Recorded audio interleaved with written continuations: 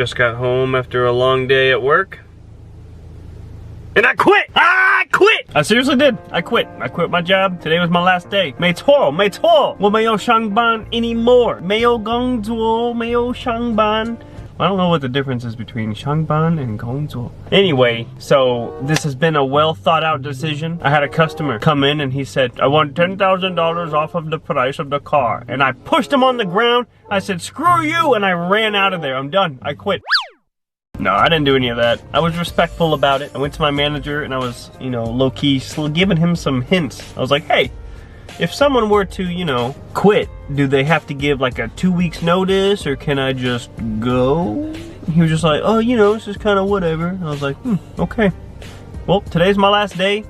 Thank you guys so much for everything you've done for me. And he was like, whoa, wait, what the heck? What's going on? And I told him, so look, so me and Tina have been talking a lot about how we're trying our best to go to China right now. And when we go, I don't want to have like a time restraint as to how long we can stay in China. And so we've been talking a lot. If I were to quit my job, then we can go to China. And if we want to stay a month, we can. If we want to stay 6 months, we can. It won't really matter because we have enough money saved up, from just grinding over the past few years that we could just go to China for half a year or a year and it wouldn't really matter. It's really good to have that freedom to be able to do it. I'm so excited not to be selling cars. I hate selling cars so much. I just never admitted that to myself because I had to keep selling cars and it's so hard to stay in a job when you're talking negatively about it in your head. Some things you just have to do. So I was just pushing through it, just selling cars, talking good about my job. I loved it. I enjoyed it. Lying to yourself. Part of being an adult is lying to yourself all the time. But now that I quit, I can just say, I hate selling cars. I hate sales.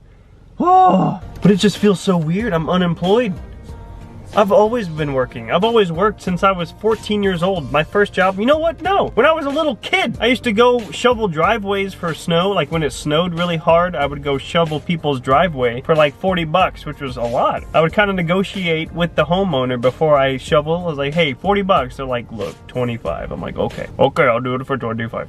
So I've always done that, or I mowed people's lawns. Not that that's a job though, but I've always been working. When I was 14, I had a job and I took pictures for people as they were zipline through the trees and stuff, and I would sell it for 40 bucks. Worked all the time every summer, except for when I was in school, of course. But every summer since then, I've had a job. I've been a server. I've waited tables. I've been a lifeguard. I've been a ground tech at an amusement park. Telemarketer. I've been a bad boy. Wait, hold on, I just got a text from a customer. Look at this. Asking about warranty. Well, you can suck my Please call the front desk as they will be of more assistance to you as I am no longer with Hyundai.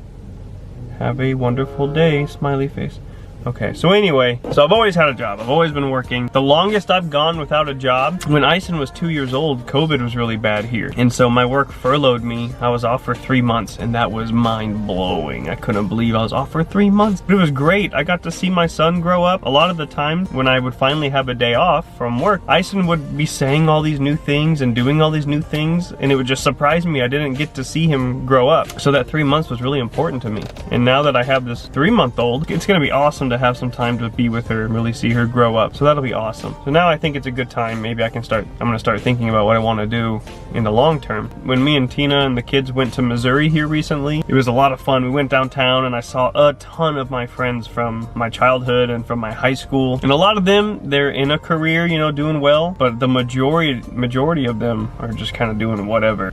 I met this one guy downtown. He was a freshman when I was a senior and we were on the same soccer team. He was amazing. Scored all the goals, had the best footwork, incredible soccer player. And he was handsome, very smart, and a great soccer player. I didn't know him well, but I knew these 3 things. And of course, you look at someone like that and think, he's got a bright future. Like he's gonna either excel in soccer and go pro, or he's so smart in school, he's gonna get a great job. He's handsome, so he's gonna marry a nice woman and have a family. But when I saw him downtown, I barely recognized him. His hair had grown out really long. He was wearing a beanie and like skater clothes, and he looked like a druggie. And it turns out he was a druggie. He was a drug addict, and he looked kind of sad, because I was so excited to see him. I was pumped. When I figured out who it was, I was like, Parker? Oh my God. Like, what's been up, dude? What are you doing? Man, you were the best soccer player I knew. Handsome and smart. So what are you doing right now? I was like, man, I'm just kind of you know, doing whatever. I said, hey man, once you're done messing around, you know, and finding yourself, put your head down and just work hard. Figure out what you want to do. What kind of hopes and dreams do you have? Don't let them go.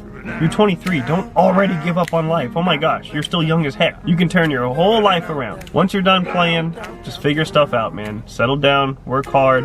You'll be happier. We're not happy when we don't work hard. And so that's something I'm gonna probably deal with myself, is now that I'm not employed, I'm gonna have a lot of free time, and I can either use it to benefit my life, or I could just sit on the couch and watch anime, which I really want to do so bad.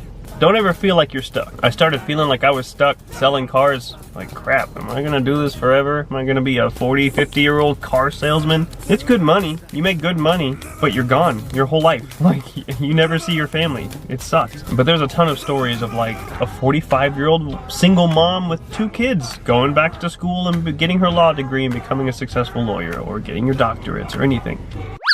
It's never too late to start your life. There's a lot of societal pressure to like start your life early. You better know exactly what you want to do for your job for the rest of your life out of high school, like right out of high school. Like what? How? I never understood how people could just choose a direction and go.